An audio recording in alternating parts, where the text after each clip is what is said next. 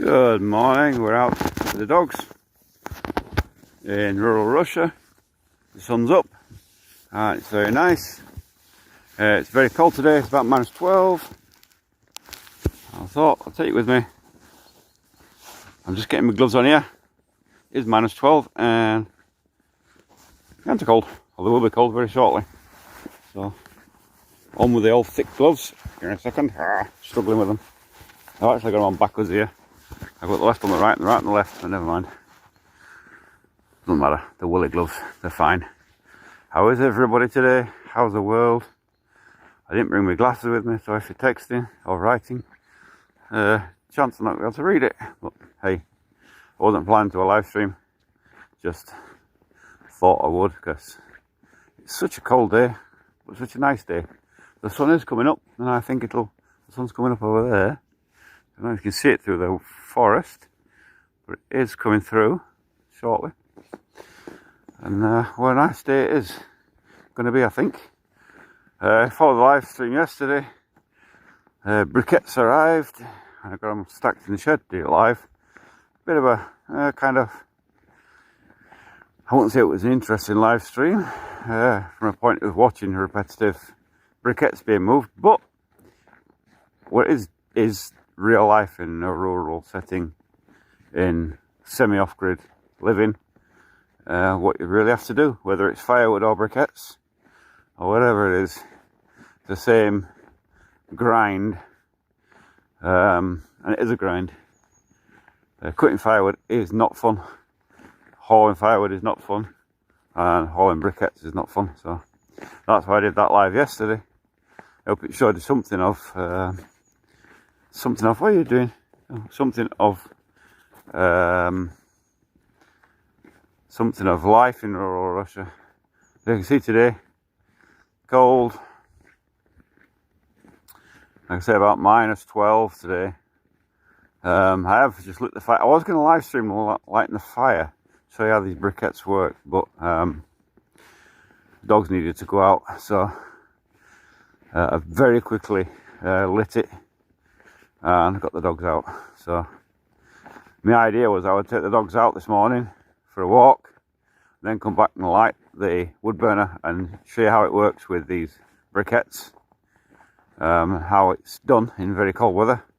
But it was too cold and I thought, you know, I'm just going to light this fire and then go out with the dogs. So when I get back to the house, it'll... And if you're using briquettes, if you're using firewood,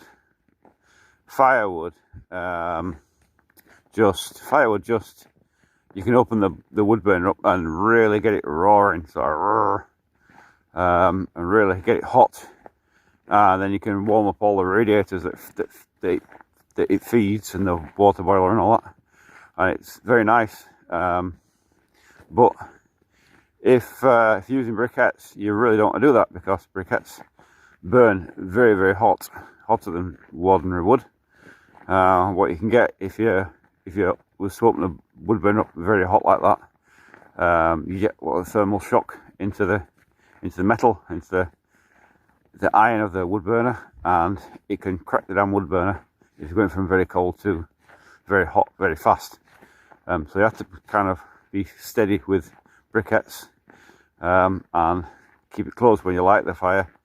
Keep it closed, or just open a little bit to get it going, but then close it up so that you don't get a thermal runaway with the wood burner. And because you've got it closed, got the wood burner closed, you haven't got it fully open like with the firewood. It takes longer to heat the water in the back boiler, and therefore longer to heat the central heating system up. So it's a kind of slower system, but once it's going, it's great. Ideally, firewood in the morning. I tipped here. How did they get in here at night time? They've obviously come through at night time and managed to flight it. Look at that. That is builder's rubbish. Bastards. How did they get in here at night time? Someone's let them through and they come and fly tipped. Dear me. People. Why would they come into an area, a settlement, and fly tip like that? Oh my God. Thank God that he's got his barrier up. He was leaving it open. I says, close your barrier, because now there's more people here, and people leaving the frigging gate open. And I think what they've done, whoever's done that, because the gate is there's an electric gate and they can't come through it. I think what they've done is probably parked up or pretended that somebody's ordered something. So, oh, so and so's ordered X delivery, and let them in because they've got to make a delivery, and they've let the lorry in, and it's come up here, dumped that up there, and then pissed off again back down to the gate and sat by the gate, and whoever's wanting to get out has just let them out, and job done. They've done the fly tip, and the reason to do it is like everywhere in the world, everywhere's the same. Doesn't matter whether it's the UK or here. Basically, they're getting paid for removing rubbish, and they have to pay a fee to put it into the rubbish dump. So what they're doing, they're pocketing the fee from removing the rubbish and then fly tipping it and keeping the fee that they would pay to the rubbish place. So they're getting double bubble. That's what they're at. But it means that now that rubbish that's been fly tipped there, and it's not the first time, this is about the 100 millionth time, that now we have to pay to have, not me personally, but the area will have to pay to have that rubbish removed. So very nice, thank you, swines. There's nothing we can do about it. It's just people, you know, a settlement, a closed settlement, you think a closed settlement's safe, there's not going to come in, and they still manage it. They still manage to get in here and still manage stuff like, look at that beautiful sunset in the morning, sunrise in the morning, sunset, sunrise. What are you doing? Rolling in the snow. What is that all about? Eh? What are you doing, you silly old thing? Upside down almost. What a crazy dog. So, yeah, fly tipping bastards. What else can I say about it? Got in again. And once again, till I have to pay to be removed. Well, it's what I really don't like about this settlement. This has been a problem ongoing for years because it's a forest. People think you can sneak in up here and dump it. Well, that's a bit cheeky, that, because they've come in. It may, strange as it seems, it may be that they've actually, somebody in the other half of the settlement has paid them to move the rubbish, and what they've done, they've come down here, dumped it, and then asked them to let them out, and that won't surprise me. Just down here. Now that's kind of cheeky bastards that they are. Unbelievable.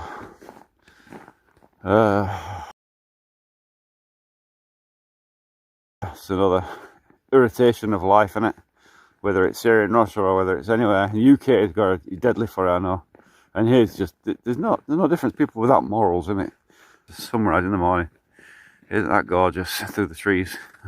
It looks nice in the picture, but sorry, keep breathing in snow. It looks nice in the picture. It looks nicer in the picture than it does in real life, actually. That make any sense at all. But yeah, through the trees, sunrise coming up. Come on then, Archie, Archie, Archie. The dog disappeared. Oh God, he'll come back. Archie. Oh, there we are. Where have you been, eh? Come on. So, yeah, fly tippers.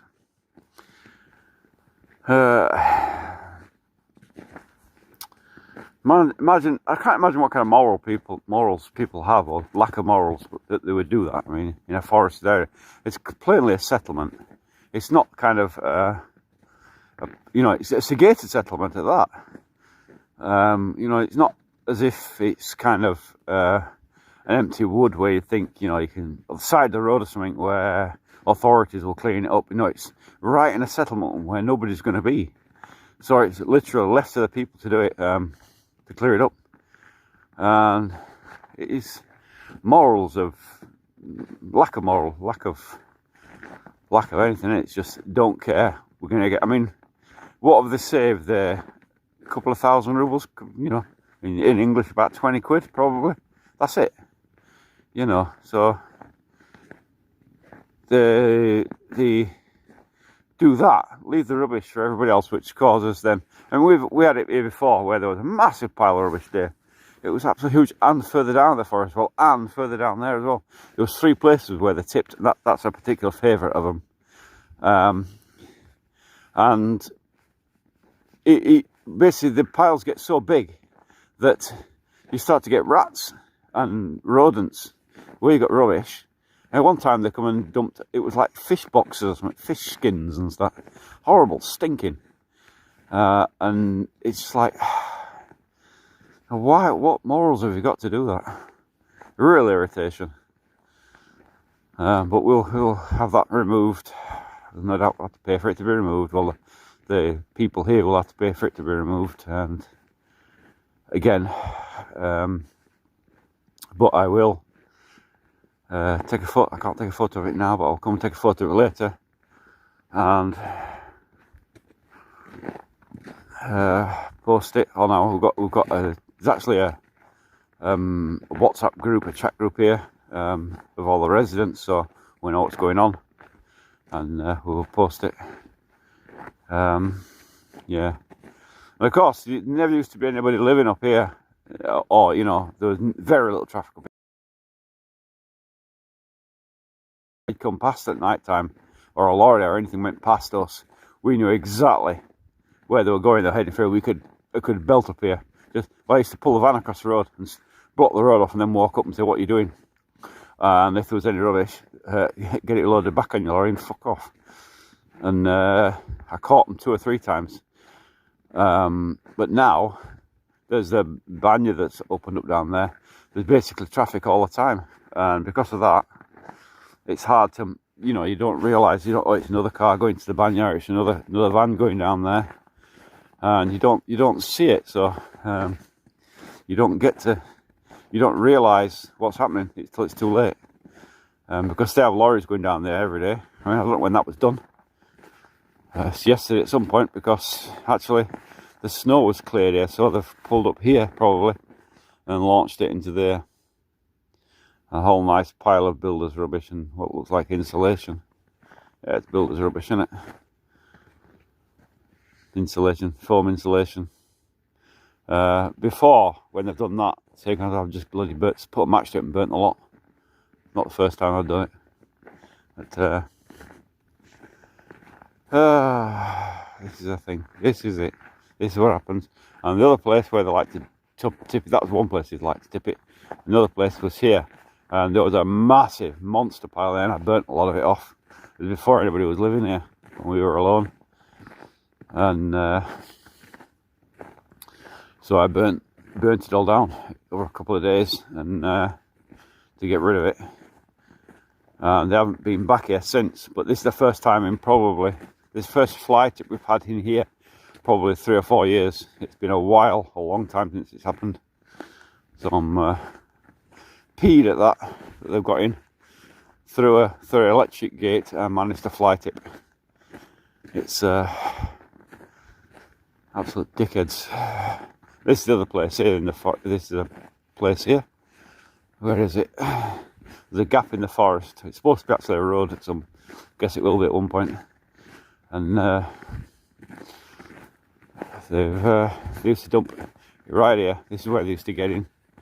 They used to pull up at night time and throw it into there. And looking up the road, you would never see it. Like right in here. This was the favourite dumping spot. They'd get in there and flight it right in there. And obviously, he could never see it on the road, but they've decided to dump up their white bags in there. So,